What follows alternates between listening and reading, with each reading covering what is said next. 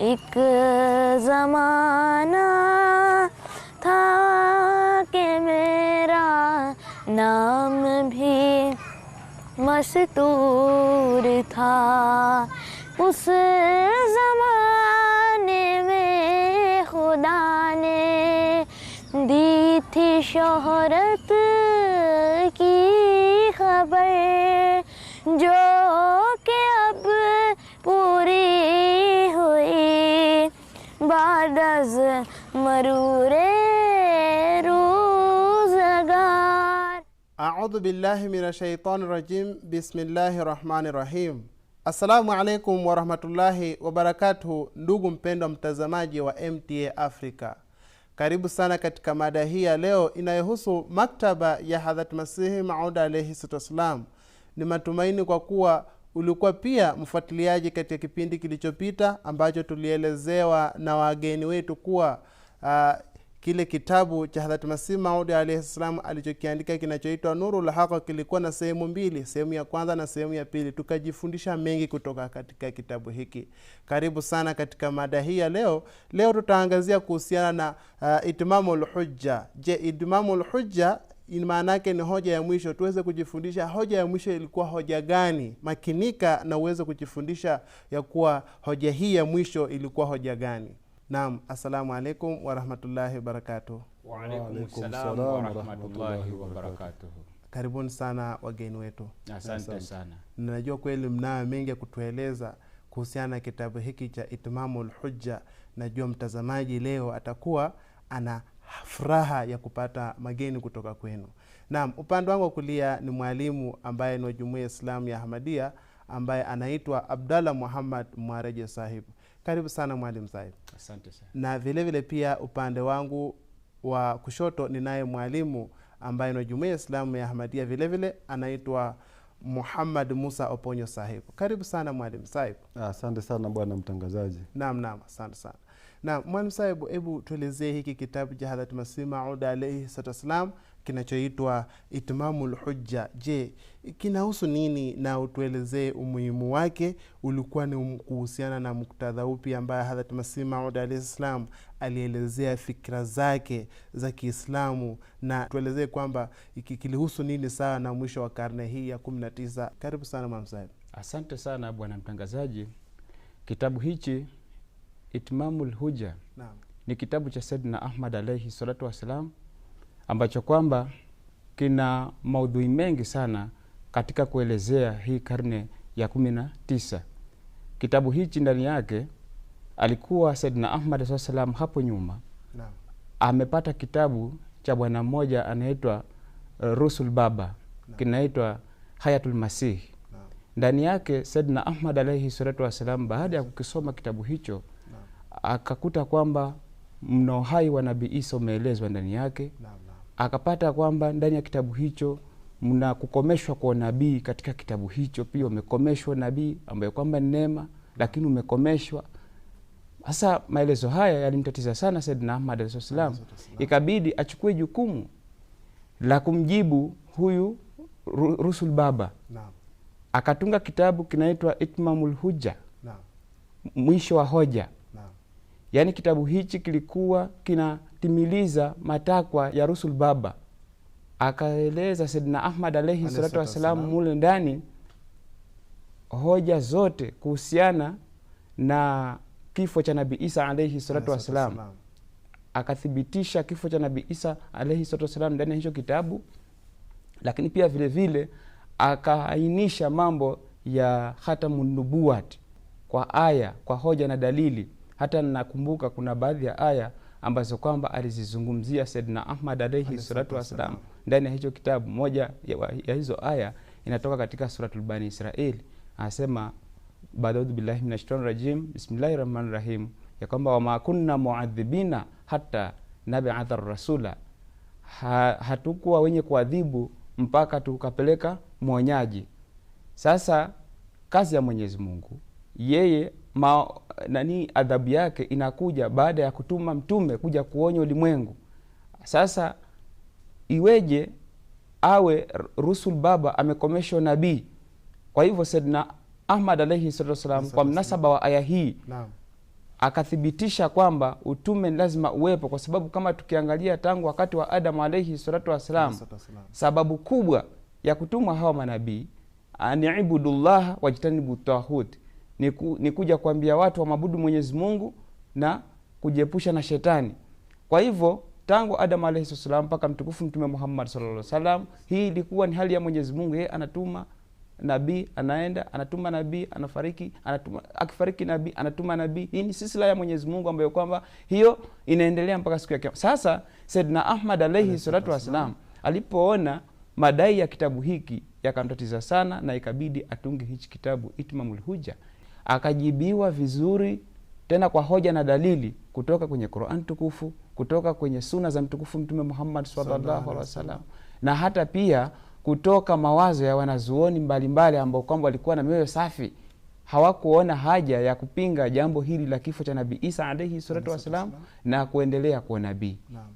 Kwa hivyo huu ndio muktasari wa kitabu hiki cha Itmamul Hujja cha Saidna Ahmad alayhi salatu wasalam, na kilitungwa mwaka 1894. Asante sana. Kwa kweli haya ni maelezo mazuri sana ambayo yanatoa picha kamili ya muktadha wa kitabu hiki ambacho ni cha Hadhrat Masih Maud alayhi salam, na bila shaka utakuwa tuelezea kwa ufasaha sana yani madhumuni ya kitabu hiki na umuhimu wa kuandikwa kwake. Asante sana Mwalimu Sahib. Na Mwalimu Sahib, hebu tuelezee kidogo kuhusiana na huyu Maulvi Rasul Baba alikuwa ni nani? Maana tumesikia Mwalimu Sahib akitaja, utuelezee kwamba alikuwa ni nani na kitabu chake cha Hayatu Masihi kilipinga vipi madai ya Hadhrat Mirza Ghulam Ahmad alayhi salam. Hebu tuelezee pia ili tupate kujifundisha pia kutoka kwako. Asante sana bwana mtangazaji. Tujue kwamba au ibainike kwamba tangu mwanzo wa madai wa Sayyidna Ahmad alayhi salatu wasalam, alidai kwamba yeye alikuwa ni Isa alayhi salam aliyekuja mara ya pili, na kwamba ndiye aliyekuwa mjadid wa zama. Sasa bwana Rasul Baba yeye alikuwa ni mwanachuoni mkubwa kutoka kule Amritsar, na alikuwa na malengo haya kwamba na imani hii kwamba Isa alayhi salam au Yesu Kristo alikuwa hai na alipaa kwenda kule juu mbinguni na mwili wake haswa. Kwa hivyo haya madai yake aliyaweka katika kitabu chake Hayati Masihi, kwa kudhibitisha kwamba ni kweli Nabii Isa alayhi salam alikuwa mzima kule juu mbinguni, na akamtaka Sayyidna Ahmad alayhi salam kukanusha hizo hoja. Basi Sayyidna Ahmad alayhi salatu wasalam akachukua jukumu ambalo akakiandika kitabu Itmamul Hujja, kukanusha zile hoja na kudhibitisha kwa hoja na dalili sawa na mafundisho ya dini tukufu ya Kiislamu na sunna, na pia akili ile tunaita logic. Na tujue kwamba kwa wakati ule na hata leo kwamba imani ya kwamba Yesu alikuwa ni mzima kule juu mbinguni ilishikiliwa kwa nguvu sana, sababu huu ndio msingi mzima wa imani ya Ukristo. Na hata leo tunajua kwamba ni imani ambayo Wakristo wanashikilia kwa nguvu sana, na si Wakristo tu, hata baadhi ya Waislamu wanaamini kwamba Isa alayhi salam au Yesu Kristo ako kule juu mbinguni. Kwa hivyo Sayyidna Ahmad alayhi salatu wasalam akachukua jukumu la kubomoa huu msingi ambao ulikuwa ni potofu, ambao hauna mashiko yoyote. Kwa hivyo kwa mafundisho ya Qur'an tukufu na mafundisho ya Bwana Mtume sallallahu alaihi wasallam pamoja na historia na kiakili, akadhibitisha kwa hoja na dalili kwamba kweli Nabii Isa alayhi salatu wasalam alifariki na wala hakuwa mzima. Na tunajua kwamba mbali hata na elimu ya dini, kwamba hata historia nzima inashuhudia kwamba wanadamu wote wamekufa. Kwa hivyo Sayyid Ahmad alayhi salam, mbali na ushahidi wa Qur'an tukufu na ushahidi wa Kiislamu, alidhibitisha pia kihistoria kwamba Nabii Isa alayhi salatu wasalam alikuwa amefariki, na wala hakuna mtu yote ambaye angeweza kukanusha hilo, sababu zote tunajua kwamba binadamu tumeumbwa kwamba tunakufa, na mtu akishakufa sasa atafufuliwa kiroho.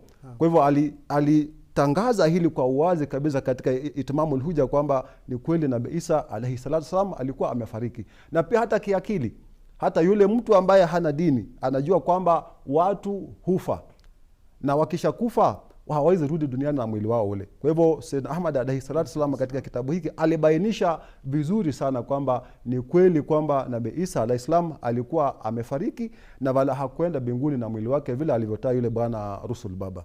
Asante sana Mwalimu Saib.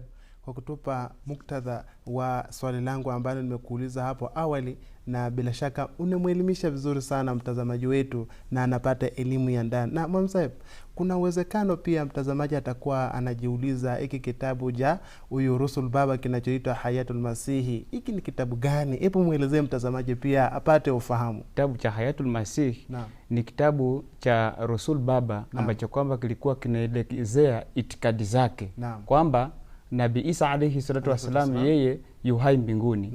Lakini pia kinakanusha kuendelea kwa nabii ndani yake. Asante sana.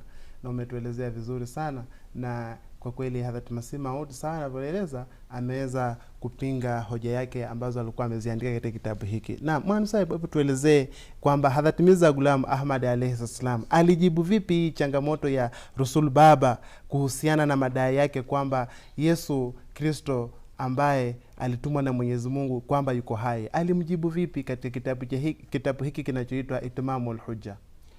Asante sana bwana mtangazaji. Rusul Baba yeye kama alivyoelezea Maalim Saib alikuwa mwanachuoni mkubwa sana. Kiufupi alikuwa na elimu. Kitabu hichi yeye alikiamini kwamba kitakuwa jibu kwa Saidina Ahmad alayhi salatu wasallam. Akisoma ataridhika na ataacha zile itikadi zake ambazo kwamba amekuja nazo Masihi aliyeahidiwa Rasulullah kuhusiana na kifo cha Nabii Isa, utume kuendelea. Kama akipata kitabu hichi Hayatul Masihi, basi yeye ataridhika na ataachana yale mambo yake, na pengine huenda akarudi kwenye Uislamu sahihi anaodhania huyu Rusul Baba. Lakini matokeo yake ni kwamba alipokiweka mbele ya Saidina Ahmad alayhi salatu wasallam hakufaulu. Lakini yeye katika dhati yake alijua kwamba atafaulu, mpaka akamwekea changamoto Masihi aliyeahidiwa Rasulullah. Akamwambia kwamba kama alete maelezo ambayo kwamba yatapinga hoja zake, atampatia rupia 1000 Masihi aliyeahidiwa alayhi salatu wasallam. Saidina Ahmad alayhi salatu wasallam yeye kwa msaada wa Mwenyezi Mungu Subhanahu wa Ta'ala akakijibu hiki kitabu hoja baada nyingine vizuri chote, na akapata ushindi katika maelezo yake, yakawa na nguvu. Lakini pili, baada ya kuwa ameshindwa sasa, alikuwa atoe ile changamoto yake ya rupia 1000, pia hiyo nayo akashindwa kumpatia Masihi aliyeahidiwa alayhi salatu wasalam. Sasa hali hii ikamthibitishia Saidina Ahmad alayhi salatu wasalam kunyamaza kwake na kutotoa kwake ile changamoto aliyomwahidi Masihi aliyeahidiwa alayhi salatu wasalam. Huo ukawa ni ukweli wa Saidina Ahmad alayhi salatu wasalam, na ni dalili ya kushindwa kwa Rusul Baba mbele ya Saidina Ahmad alayhi salatu wasalam. Asante sana. Umetuelezea vizuri kwamba kitabu hiki hata Hadhrat Masih Maud alayhi salam alielezea hizo hoja zake madhubuti kudhibitisha kwamba Nabii Isa alayhi salam hayuko hai. Kisha huyu bwana alitoa rubia yake 1000, ikaonekana kwamba ni changamoto kwa Hadhrat Masih Maud, atashindwa. Kisha akawa ameshindwa kujibu hoja hizi na hata hakuweza kutoa, mwisho wa siku akawa ameshindwa. Na Mwamsabu, labda kuna jambo la kuongezea? Naona ni kama unataka kuongezea kitu. Hebu kuwa huru Mwamsahibu. Labda kwa sekunde chache tu. Huyu Rusul Baba kwamba alitoa changamoto ya rupia 1000. Yani mwanzo alijiamini sana kwamba alikuwa na hoja za kimsingi sana ambazo zingedhibitisha uhai wa Nabii Isa alayhi salatu wasalam. Lakini mwisho wa siku huyu simba wa Mungu Sayyidina Ahmad alayhi salatu wasalam alikuja akazibomoa zile hoja zake. Sasa kwa ile fedheha sasa alitokomea, wala hata ile changamoto yake hakuleta. Kwa hivyo ili lilimpa Sayyidina Ahmad alayhi salam ushindi mkubwa kwamba yule mpinzani ametoroka. Najua ni jambo la kawaida kwamba katika vita ikiwa mpinzani akose kuonekana, basi ni ushindi wa moja kwa moja. Kwa hivyo kwa njia hii kawa amepata ushindi kwa msaada wa Mwenyezi Mungu. Asante sana. Sasa Mwalimu Sahibu, unaweza kumwelezea mtazamaji ya kwamba ni changamoto zipi au ni changamoto gani ambayo Hadhrat Masih Maud alayhi salam alimpatia huyu Molvi Rusul Baba, na pamoja pia na huyu Molvi mwingine anayejiita kwamba Muhammad Hussein wa Batala? Hebu tuelezee kwamba kuhusiana na madai na maisha ya Nabii Isa alayhi salam, wote wawili waliweza kudai, na utuelezee hizi changamoto Hadhrat Masih Maud alayhi salam aliwapatia vipi, sawa na vile ilivyoelezea katika kitabu hiki? Asante sana bwana mtangazaji. Baada ya Rusul Baba kuandika kitabu chake hiki Hayati Masihi mwaka 1894, na kueleza pale imani yake na madai yake kwamba Isa alayhi salam alikuwa hai mbinguni na kwamba alipana mwili wake, Sayyidna Ahmad alayhi salatu wasalam aliandika kitabu kujibu hicho kitabu cha Rusul Baba, Itmamul Hujja. Akajibu hizo hoja, akazivunja zote, na akasema kwamba ikiwa bado mnashikilia kwamba Nabii Isa alayhi salam ni mzima mbinguni, baada ya kukisoma hiki kitabu changu vizuri, wewe pamoja na mwenzako Maulvi Hussein wa Batala, basi mje hadharani mbele ya watu mseme kwamba hoja zangu hazina msingi. Sababu alivyoandika Sayyidna Ahmad alayhi salam alitumia hoja ya kila namna. Tulivyosema, ametumia elimu ya Kiislamu ambayo ni Qur'an tukufu na hadithi za Bwana Mtume sallallahu alaihi wasallam, alitumia hoja za kihistoria, alitumia akili, yani hakuacha nje nafasi yote ya yoyote mwenye kutafuta ukweli kukataa zile hoja zake. Basi akawaambia kwamba ikiwa baada ya haya yote ambayo yanapatikana katika hiki kitabu Itmamul Hujja, ikiwa bado mtashikilia kwamba kweli Isa alikuwa ni mzima kule juu mbinguni, na ikiwa mnaona kwamba hoja zangu hazina nguvu, basi kujeni hadharani mbele ya watu mtangaze kwamba ni yule yazungumza ni uongo, si ukweli, mdhibitishe mbele ya watu. Na baada ya hivyo pia muombe mbele ya hadhara, mbele ya watu, kwamba Mwenyezi Mungu awaadhibuni nyinyi, awaletee majanga, aidha mpate upofu au ukoma, ikiwa mnazungumza ukweli kwamba hamkuridhika na yale ndio yaandika. Alafu hadhira hiyo inakubaliana na maombi yenu kwa kusema amin, amin. Yani watu wakuje wengi, mtangaze kwamba huyu bwana alichokiandika ni bure. Alafu muombe laana ya Mwenyezi Mungu kwamba awaadhibu kwa ukoma au upofu. Naam. Basi baada ya changamoto hii, Sayyidna Ahmad alayhi salatu wasalam akawapa ile nafasi. Akawaambia kwamba tunatoa nafasi ya mwaka mmoja. Ikiwa mtaomba mbele ya watu hii adhabu, na baada ya mwaka mmoja kusifanyike kitu, basi tutarudisha ile rupia 1000 ambayo Bwana Rusul Baba alikuwa ameahidi kutoa.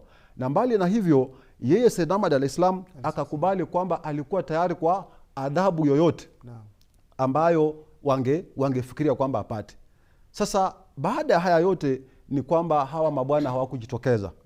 Rusul Baba alitokomea, Muhammad Hussein wa Badala hakuonekana. Wote wakaingia mitini kwa hofu. Njia ya kudhibitisha kwamba alioandika Sayyidna Ahmad ni ndio ya kweli, na ile elimu yao ilikuwa haina msingi wowote. Sasa huu ulikuwa ni ushindi wa wazi kwa Sayyidna Ahmad alayhi salatu wasalam, sababu hawakuweza kujitokeza, ingawa yeye alitangaza wazi na kila mtu akajua kwamba kama kweli mnasema Isa yuko juu mbinguni, njooni mdhibitishe.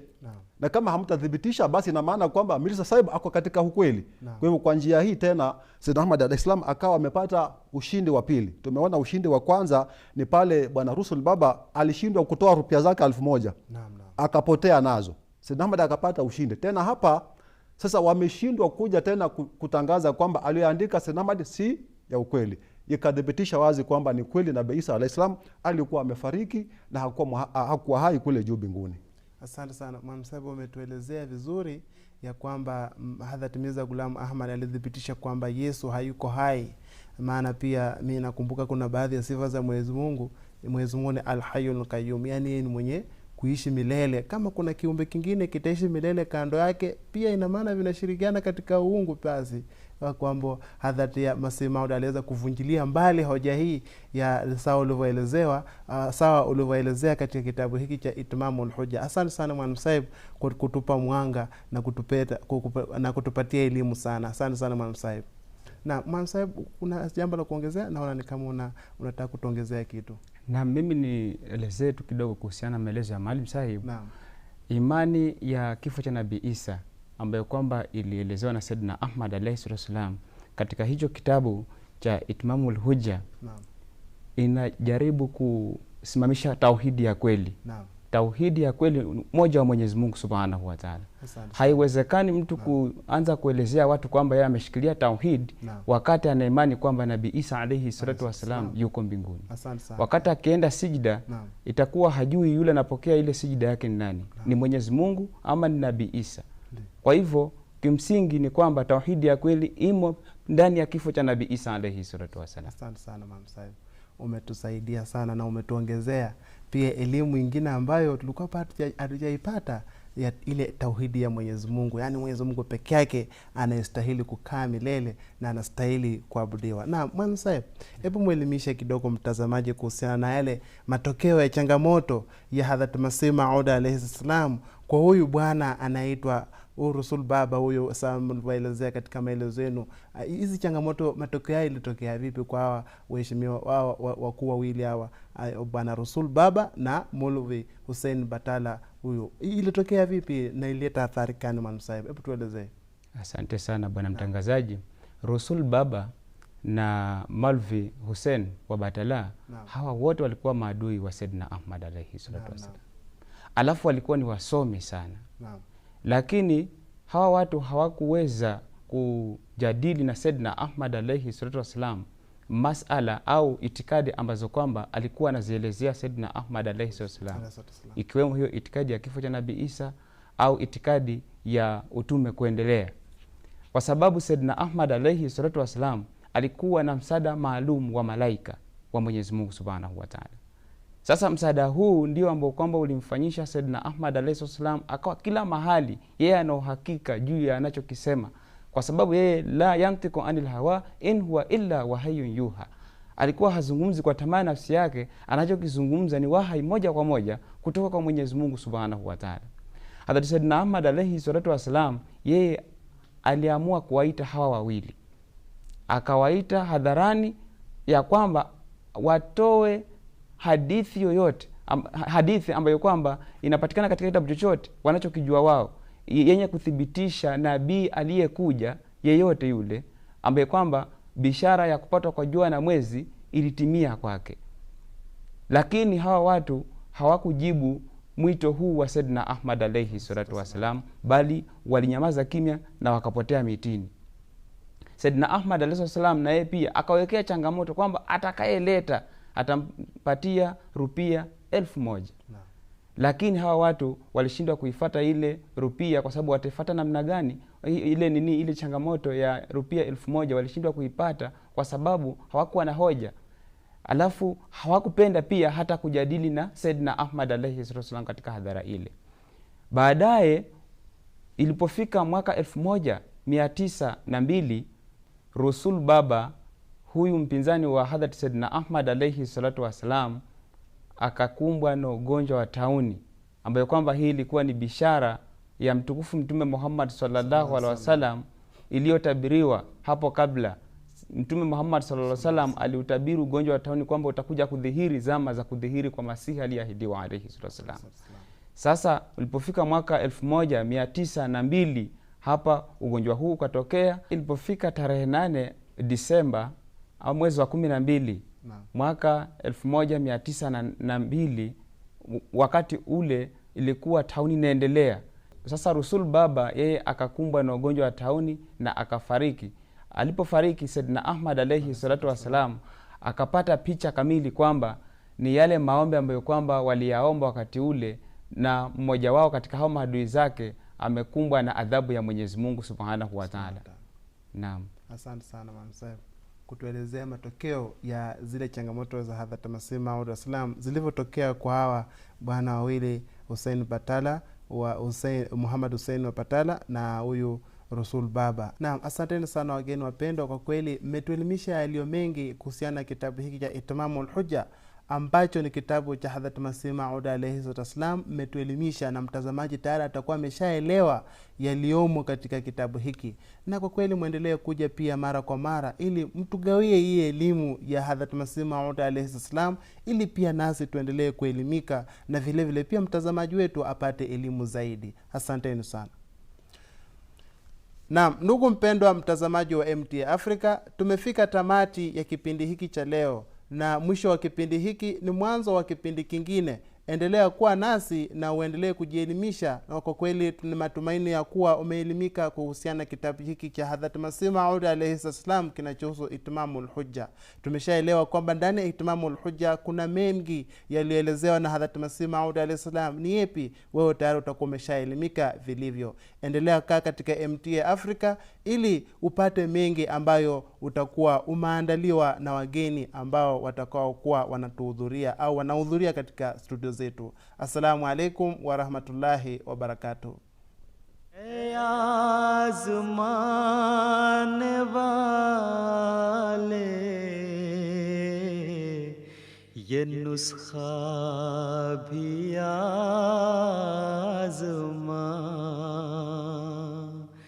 ऐ आज़माने वाले, ये नुस्खा भी आज़मा।